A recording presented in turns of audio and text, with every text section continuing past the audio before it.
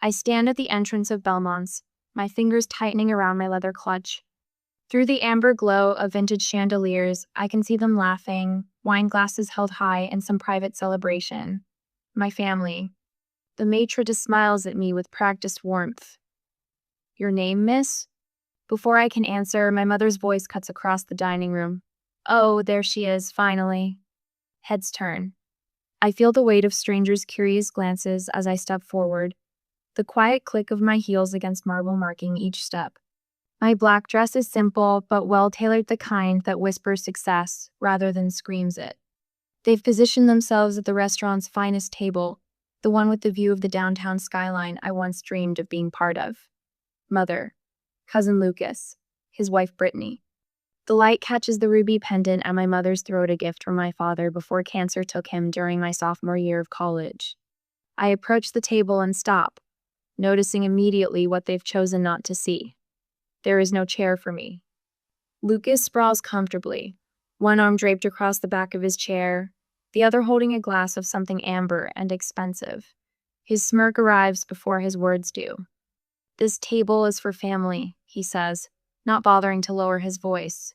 "Go find a spot outside." The couple at the neighboring table pauses mid-conversation, their discomfort palpable. "Don't take it the wrong way, Rachel," Brittany chimes in with sugar-coated venom. "Lucas is just joking." But he isn't, and we all know it. I say nothing, my face betraying nothing, as I drag a chair from a nearby table. The legs scrape against the floor, the sound harsh against the restaurant's soft piano music. My mother doesn't meet my eyes. Helen Harrington, once the backbone of our family, now just another vertebra bent to accommodate Lucas's posturing. She fiddles with her napkin, smoothing imaginary wrinkles. "You're late," she says finally, as if my arrival 15 minutes early somehow disrupted their decades-long narrative. I settle into my mismatched chair. Traffic. I lie. The truth that I sat in my car for 20 minutes debating whether to come at Oliver's, no strategic advantage. As I watch them clink glasses, a memory surfaces sharp and uninvited. 4 years earlier. My childhood bedroom stripped to bare walls. Cardboard boxes containing everything I owned stacked by the door. "This business idea of yours is just another phase," my father had said, leaning against the doorframe. Not angry. Worse. Dismissive. "You'll be back when reality sets in." I'd moved that day into an apartment so small the kitchen table doubled as my first office desk.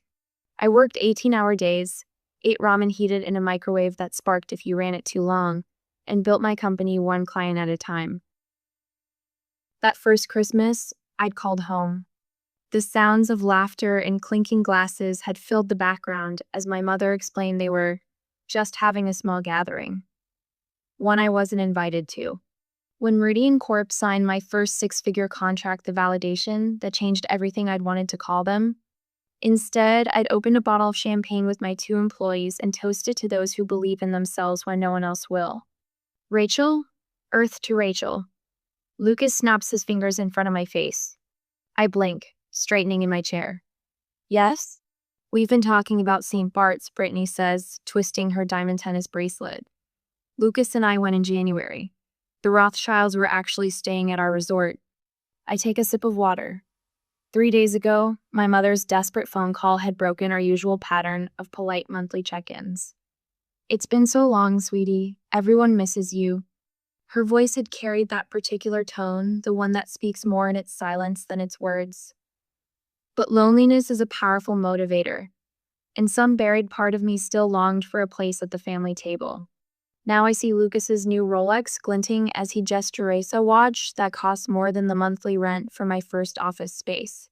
Brittany's purse casually displayed on an empty chair, the designer logo prominently facing outward.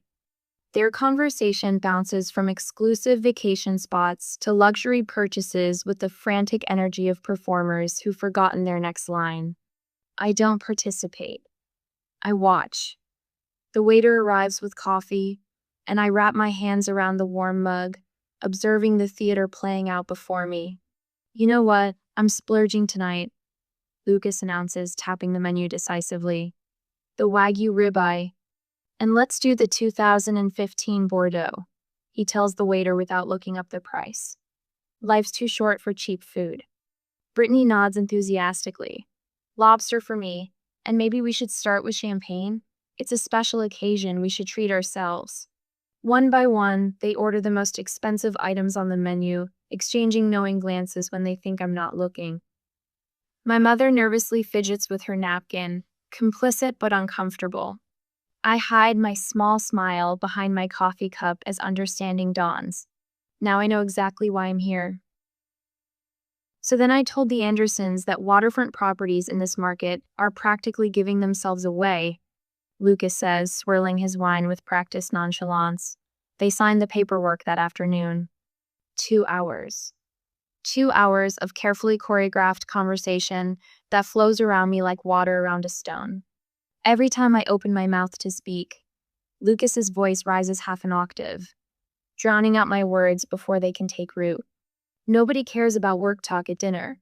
He interrupts when I begin describing our company's expansion into the European market. His hand dismissively waves in the air between us. We're here to catch up on family stuff. Family stuff. As if I'm not family. As if my life's work is somehow less significant than his fabricated real estate victories.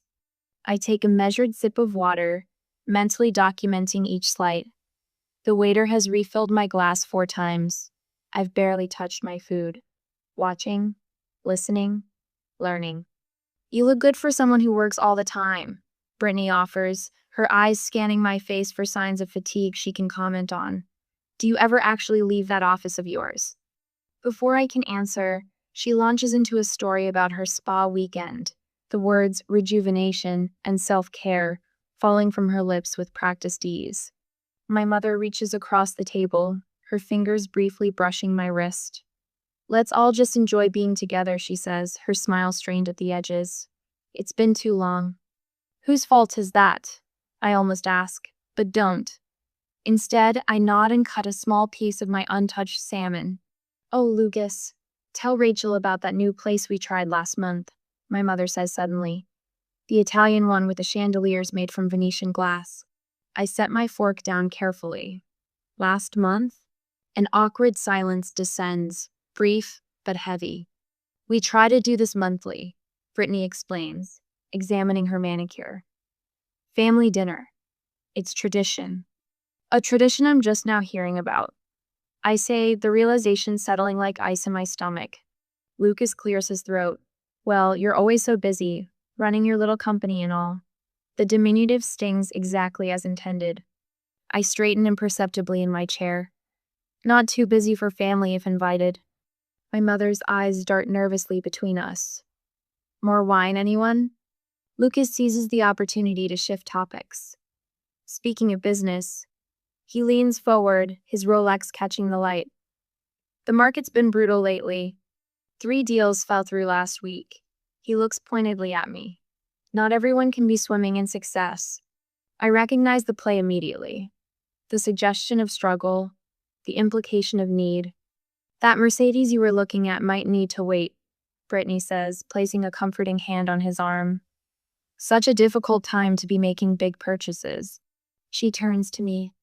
I've been trying to find something to replace my Audi, but everything is just so expensive these days, even the base models. My mother nods sympathetically before adding, Rachel has been so blessed financially with her business taking off like it has. There it is. The setup crystallizes before me, elegant in its simplicity. The expensive restaurant, the lavish orders, the stories of financial hardship followed by pointed references to my success. They didn't invite me to dinner. They invited my wallet.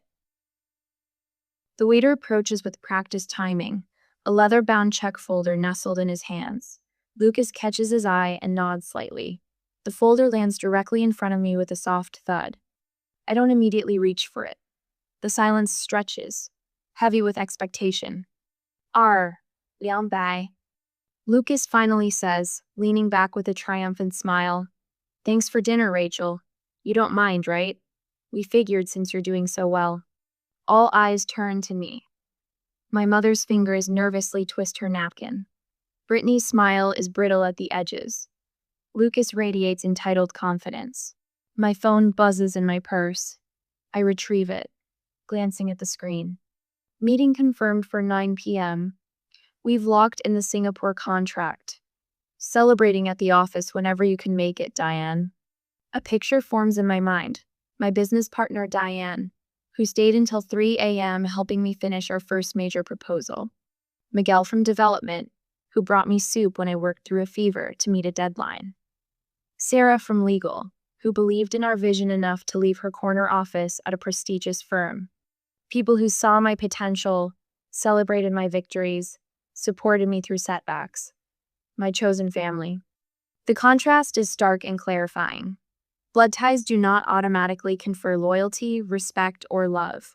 Those qualities must be earned, cultivated through consistent action and mutual regard. I pick up the check slowly, examining it with careful attention. The table collectively exhales, relief rippling across their features. My mother's shoulders relax. Lucas's smirk deepens. Brittany adjusts her designer purse, already moving on to her next thought. I set the bill down directly in front of Lucas.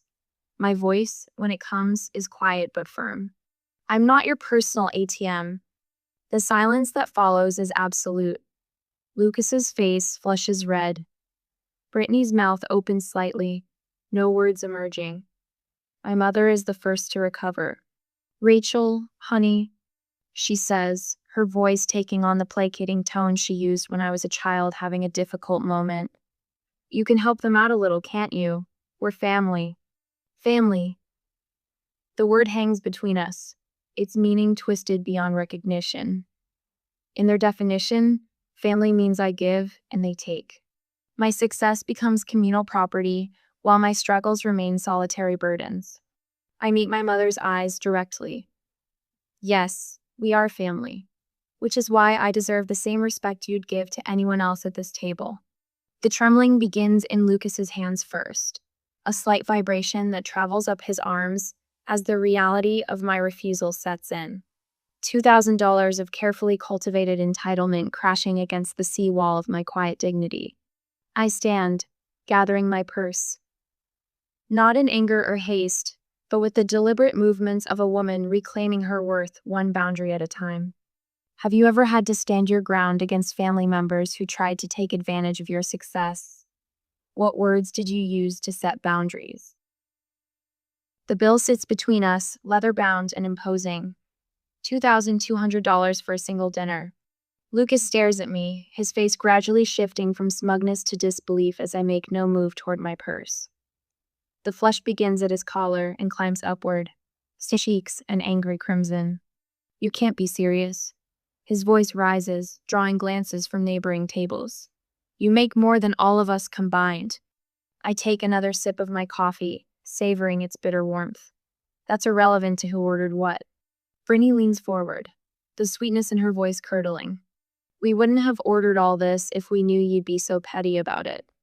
Her designer bracelet catches the light as she gestures toward the untouched dessert plates, the half-empty wine bottles. My mother touches my arm, her fingers trembling slightly. Maybe we can split it somehow. You take half, and we'll manage the rest? The restaurant manager approaches, his practiced smile tightening at the corners. Is everything all right here? I couldn't help but notice some concern. His gaze flicks between our tense faces and the untouched bill, professional concern barely masking discomfort.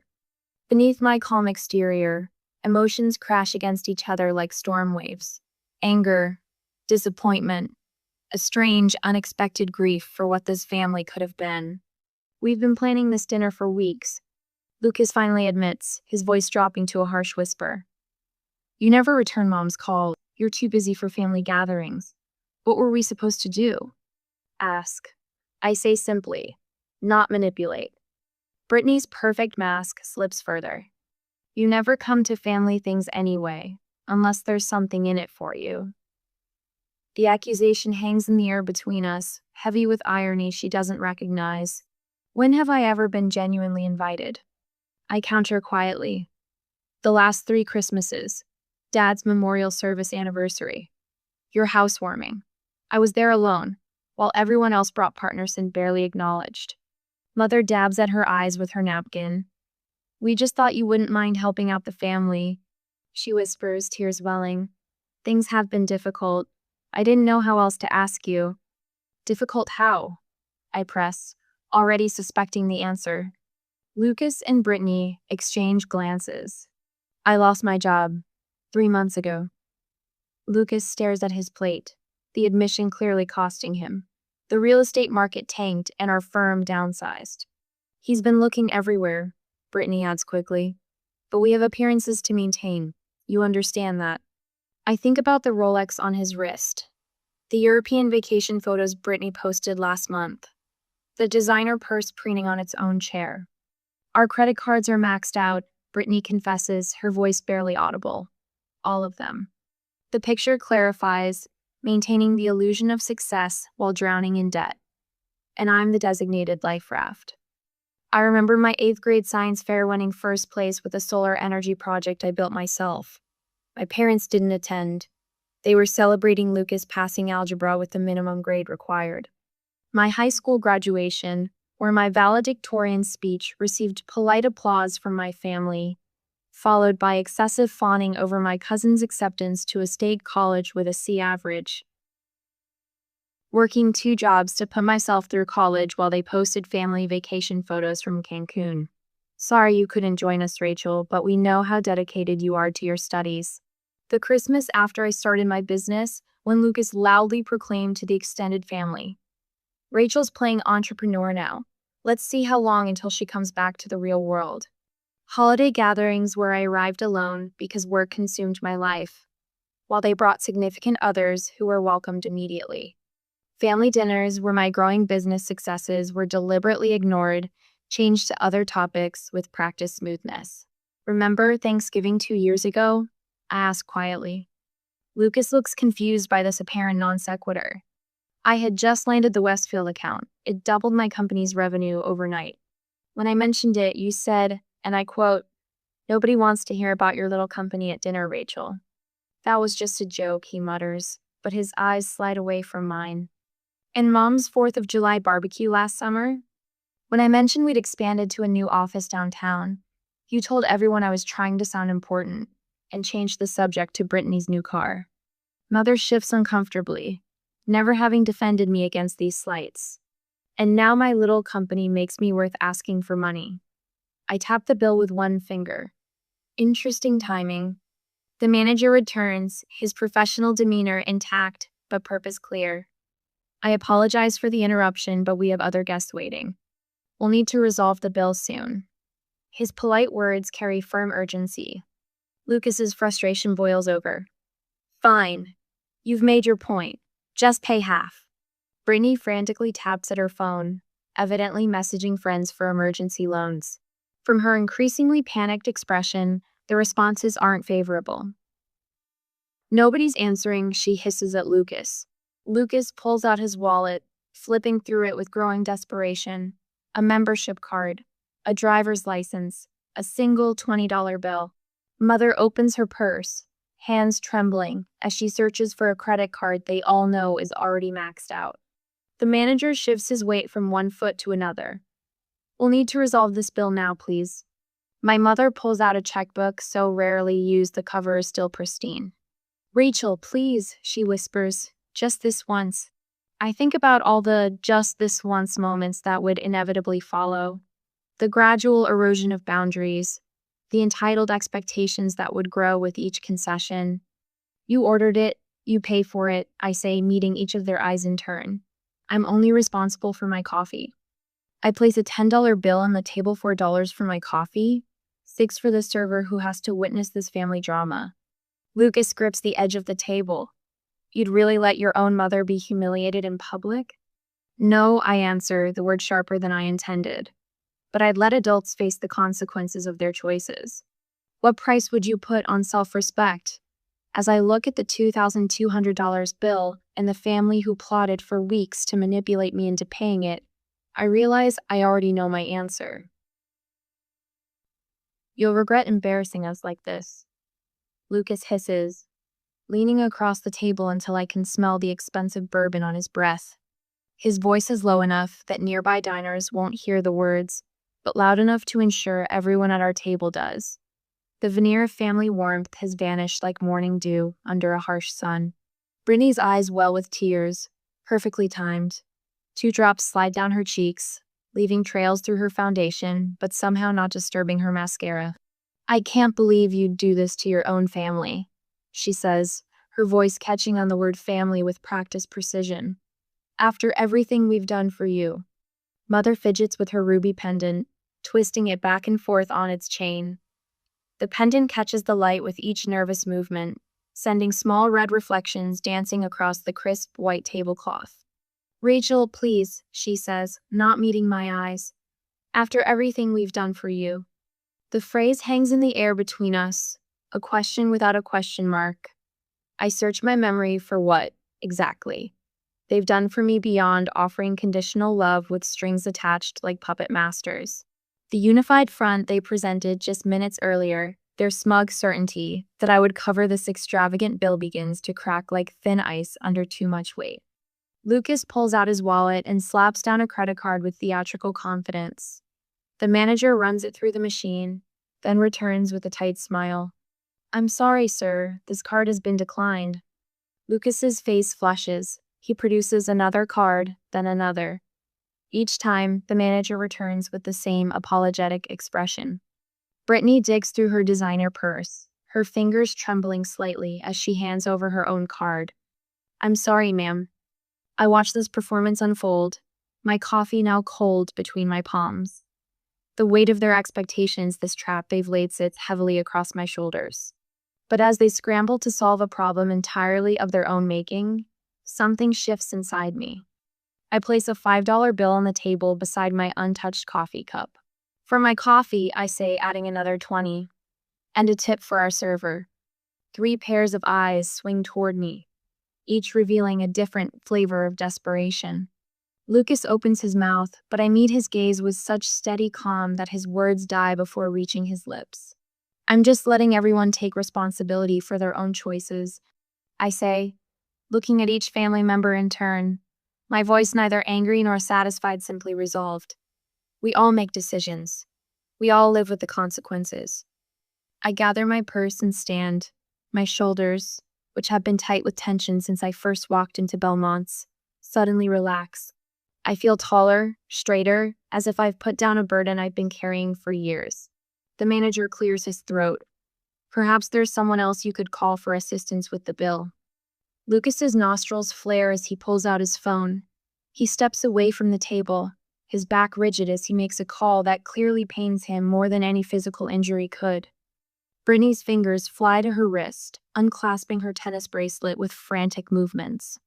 She begins removing earrings next, piling the jewelry in front of her as if preparing for a pawnshop visit.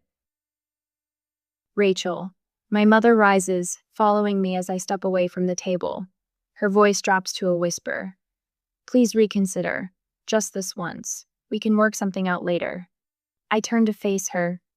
For the first time tonight, her expression contains genuine emotion rather than social performance. Fear lurks in the lines around her eyes, not just fear of the bill, but fear of losing me. "This isn't about money," I say gently but firmly. "It's about respect. I won't be used, not even by family, especially not by family." She flinches as if I've slapped her, but the words needed to be said. I catch my reflection in the restaurant's ornate mirror as I turn. The woman looking back at me stands straight, her eyes clear and certain. For the first time all evening, perhaps for the first time in years, I recognize myself completely. Tomorrow, I'll sit with my team people who value my ideas, who collaborate rather than manipulate. People who've earned my trust through consistent respect rather than assumed it through genetic connection. As I reach the door, my mother's hand catches my elbow. "Please don't leave like this," she says, her voice smaller than I've ever heard it. Her eyes, so like mine in color but not in conviction, search my face for mercy. I cover her hand with mine, feeling the paper-thin skin that speaks of her advancing years. "This pattern needs to end," I tell her, my voice softening. "I'm willing to talk just you and me when you're ready. But there need to be new rules. Respect, honesty, and no financial exploitation." She swallows hard, nodding slightly.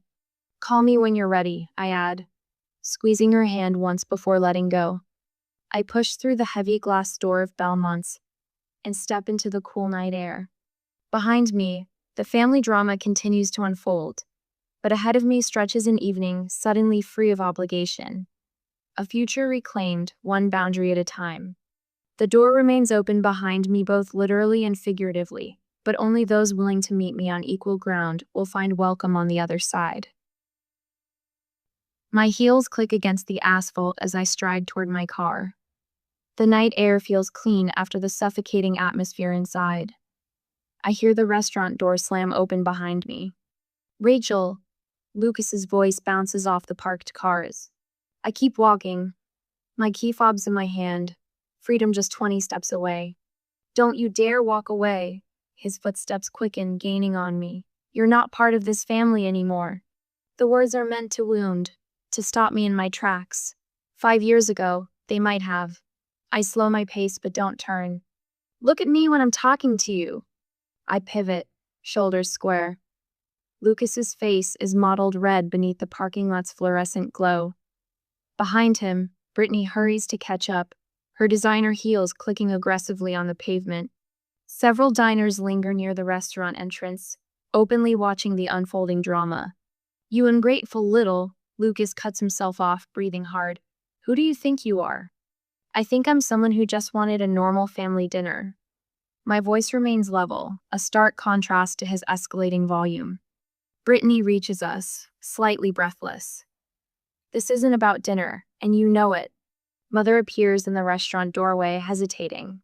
I see the indecision in her posture caught between her niece and nephew and her only daughter. Lucas runs his hand through his hair, a gesture so reminiscent of my father that it momentarily disarms me. Then his expression shifts, calculated concern replacing raw anger. Mom has medical bills she can't pay, he says, voice dropping to an urgent whisper. We wouldn't have asked, but it's serious. I look past him to Mother, who can't meet my eyes. The final piece clicks into place. This dinner wasn't just about sticking me with an expensive bill. It was the prelude to a much larger financial request. We wouldn't ask if it wasn't serious, Brittany adds, her voice honey-sweet again. Family helps family, Rachel. A couple passing by slows their pace, pretending not to listen. I wait until they're out of earshot. There are better ways to ask for help than manipulation, I say quietly. If Mom has medical issues, I'd be the first to know about it. Mother finally approaches, her ruby pendant catching the streetlight. It's just some tests, honey. Nothing to worry about. Insurance covers most of it. The betrayal stings worse than Lucas's anger. Mother was in on this scheme from the beginning, using her health as a bargaining chip. I take a deep breath, weighing decades of family history against this moment. Mom, if you have medical needs, we can discuss that privately. I'm willing to help with legitimate expenses. See? Lucas bursts in. She can afford. I lift my hand, cutting him off. I wasn't talking to you. Brittany steps forward. We're all family here. Supporting family doesn't mean enabling bad behavior, I reply. Showing up tonight and discovering you plan to use me as your personal ATM isn't how family treats each other. I reach into my purse and extract a business card, holding it out to Mother. She takes it with trembling fingers. Call me tomorrow. Just you, I tell her. Then I turn to Lucas and Brittany. Figure out your own bill tonight. You can't be serious, Brittany sputters. I am. And if Mom wants to discuss her medical situation honestly, I'll consider helping. But I won't be manipulated again. I turn to leave, the weight of their stares heavy on my back. You think you're better than us now? Lucas shouts, his voice echoing across the parking lot. I pause, considering his question. Am I? With my successful business and financial independence, it would be easy to think so. But that's not it at all. I glance over my shoulder. No, just different, and that's okay. The simple truth lands like a stone dropping into still water. Lucas's mouth opens and closes without sound. Beside him, Brittany sinks onto a nearby bench, her facade completely shattered. All the energy she'd put into maintaining appearances drains away in an instant. Mother stands frozen between us, her gaze darting from me to Lucas and Brittany. I see the silent calculation in her eyes follow her daughter, or stay with her niece and nephew. The tableau we create is illuminated by headlights as a car pulls into the lot, briefly spotlighting our family drama for all to see. Rachel, please, Mother whispers, but doesn't move toward me. I nod once, accepting her choice without comment. My number's on the card. As I walk to my car, I don't look back. The sharp night air fills my lungs with each breath, and I realize I'm not sad, I'm relieved. For the first time in years, I've spoken my truth without apology. My hand doesn't shake when I unlock my car door. The woman reflected in my window looks steady, unbroken. Different, not better. And finally at peace with that distinction. Inside the safety of my car, I allow myself one deep, shuddering breath before turning the key in the ignition. As I drive away from Belmont's, I leave behind more than an unpaid dinner bill. I leave behind the weight of expectations I never agreed to carry. Tomorrow, Mother may call, or she may not. Either way, I'll sleep soundly tonight. I stand at the wall of windows in my office, watching the city awaken beneath me. 3 months since Belmont's. 3 months of reclaiming what family means. The morning light catches on the framed photo on my desk, me at 22. Exhausted but determined, sitting at that kitchen table that doubled as my first desk. I touch the frame lightly, a silent acknowledgement of how far I've come. Rachel, Maya, my operations director, appears in the doorway. Team's ready when you are. I follow her into our conference room where 6 faces turn to me with something I never found at that restaurant table: genuine respect. Let's begin, I say, and the meeting flows with the practiced rhythm of people who value each other's contributions. No one speaks over anyone else. No one belittles ideas. We build together, brick by thoughtful brick. This is what I've built. Not just a business, but a community. 1 sugar, right? Mom asks, sliding the coffee across the cafe table toward me. I nod, watching her hands steadier now than they were a month ago. We've made these coffee meetings a monthly tradition. Small steps. The bookstore hired me full-time, she says, pride creeping into her voice. Manager liked how I reorganized the history section. That's great, Mom. She hesitates, then adds, I've been meaning to thank you for not giving up on me that night. The memory of Belmont's flickers between USA ghosts growing fainter with each passing day. I'm learning too, I admit, about where to invest my energy.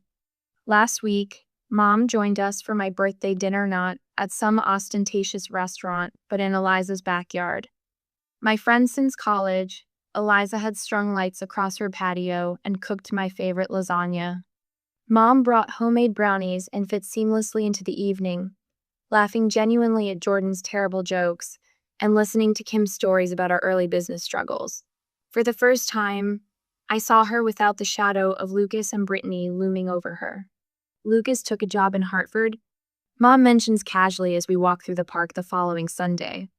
Something in sales, smaller salary, but he seems, I don't know, lighter? I nod, not surprised. We've kept our distance, but through Mom, I've heard snippets.